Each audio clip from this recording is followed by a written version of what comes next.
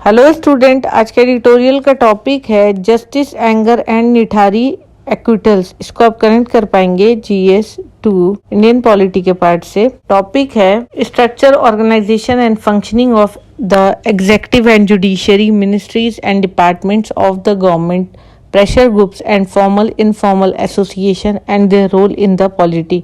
इससे आज के एडिटोरियल के एनालिसिस को आप कनेक्ट कर पाएंगे। बेसिकली आज का एडिटोरियल रिवॉल्व करेगा अराउंड निठारी केस जो था, बहुत काफ़ी फेमस था ये केस। और इसमें जो कोहली थे, जिनको मेन कल्प्रिट समझा जा रहा था, उन्हें एक्विटल मतलब बाइज्जत बरी हो गए और इन्हें बाइज्जत बरी बना दिया।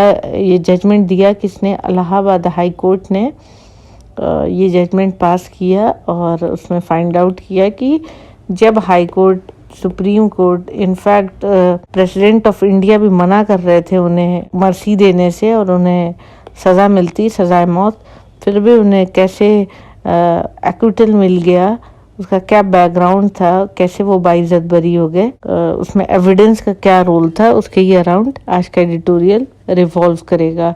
आते हैं आज के एडिटोरियल के एनालिसिस पर। ये तो सच है कि हड्डियां मिली थी 19 चिल्ड्रंस की और उसमें विमेन भी थी, और ऐसा हुआ था निठारी नोएडा में। 2006 की ये स्टोरी है। बहुत सारे केसेस ऐसे होते हैं, स्पेशली क्रिमिनल, जहाँ पे ट्रायल से पहले केसेस डिसाइड हो जाते हैं।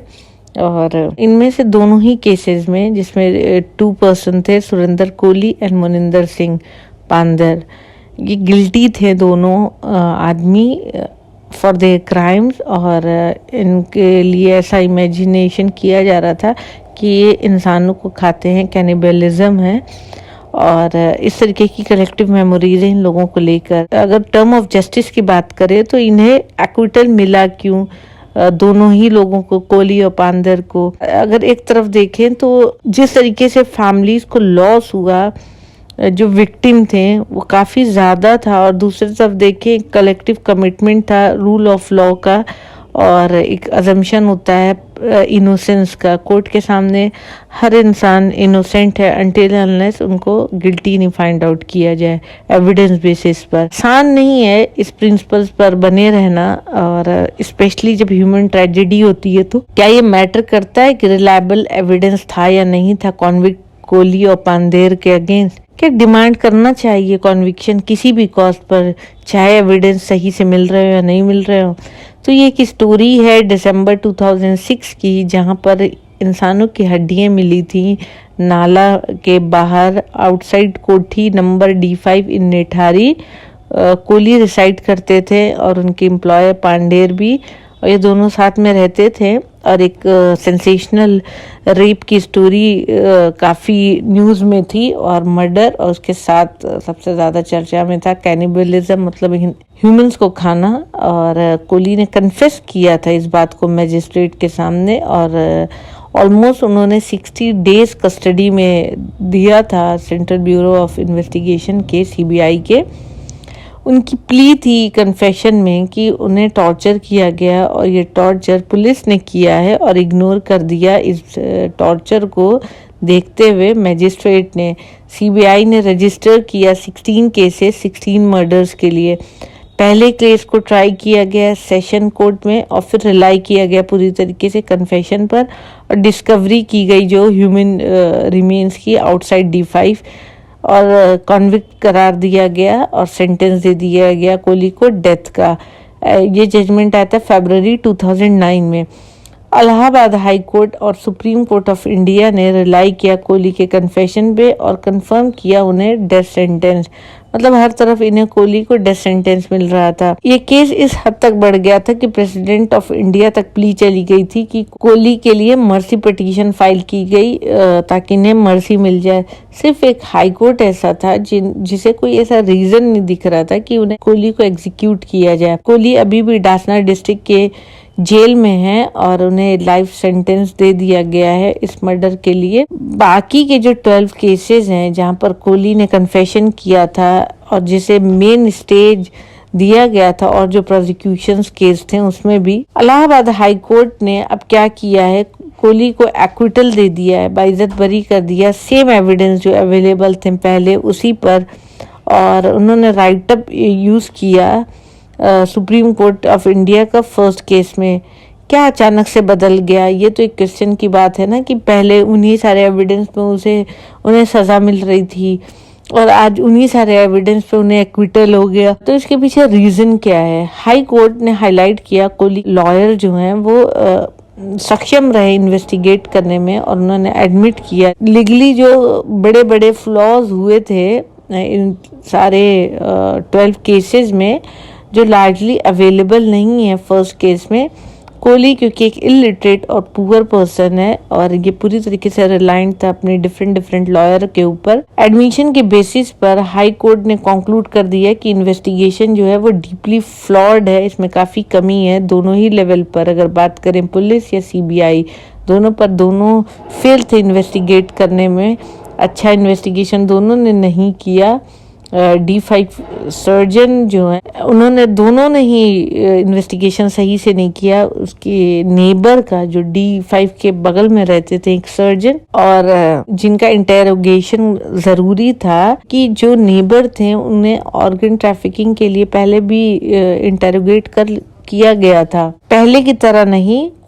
हाई कोर्ट इस बार काफी कंसिडरेशन दिया हाई लेवल कमेटी की रिपोर्ट पर, जिसे सेंट्रल गवर्नमेंट ऑफ इंडिया ने सेटअप किया था निठारी मर्डर के लिए, और रिकमेंड किया कि इंक्वायरी ऑर्गन ट्रैफिकिंग जो करते थे नेबर, और उन्हें एक प्रिसीजन दिया कि हर बॉडी से देखा गया कि कहीं पे टॉर्सो नहीं है, कहीं पे बोन में सिर्फ बोन ही बोन है। तो इस अलग अलग तरीके के बॉडी के पार्ट्स मिले। फिर कोर्ट ने आगे ये बात कही कि इस एविडेंस के बेसिस पर एस्टैब्लिश कर सकते हैं कि जो कन्फेशन हुआ था वो सिर्फ टॉर्चर और ट्यूटोरिंग की वजह से हुआ था।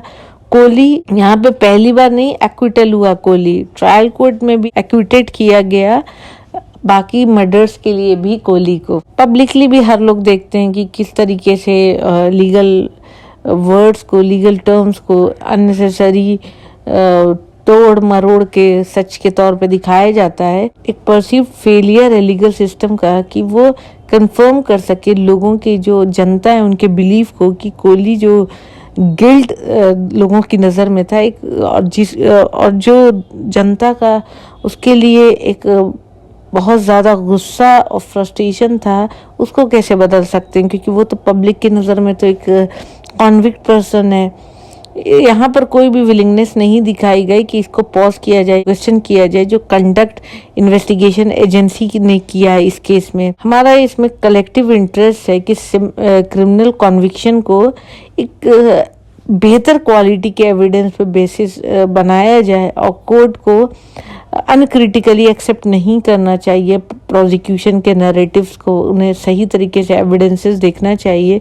मीडिया ट्रायल में होता क्या है, अगर एविडेंस लीक हो जाता है इन्वेस्टिगेटर के द्वारा तो पहले ही से अक्सर ऐसा होता है कि जो एक्यूज होता है उन्हें पहले ही एक्यूज ठहरा दिया जाता है। इनफैक्ट उनका कोर्ट में ट्रायल भी नहीं स्टार्ट हुआ होता है। अगर बात करें पुलिस की तो उन्हें शर्म नहीं आती है जब वो मैनिपुलेट करते हैं एविडेंसेस को।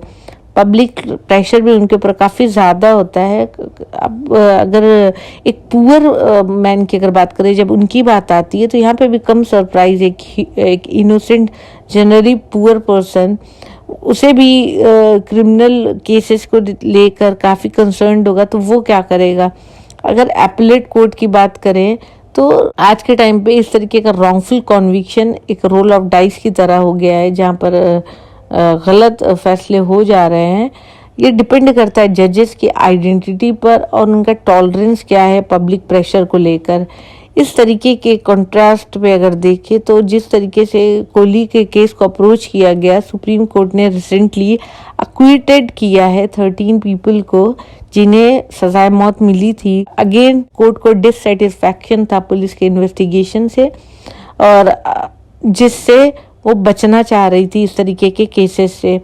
अगर गुस्से की बात करें या फ्रस्ट्रेशन की बात करें तो यहाँ पर पूरी तरीके से लैक ऑफ अकाउंटेबिलिटी देखी गई इन सारे ट्रेजेडी के पीछे जो भी निठारी में हुआ था, और इसे लेजिटिमेट ठहराना भी जरूरी है। अगर अकाउंटेबिलिटी की बात करें तो यहाँ पर demand for conviction at any cost जरूरी नहीं है कि आगे इस रिस्क को आगे जा डिलेजिटिमाइजेशन करने की जरूरत है और जिसे पहले भी क्रिमिनल जस्टिस सिस्टम ने तोड़ा था, खत्म किया था। अगर किसी भी पर्सन का रूल ऑफ लॉ कॉम्प्रोमाइज होता है तो उसके साथ इनजस्टिस होता है।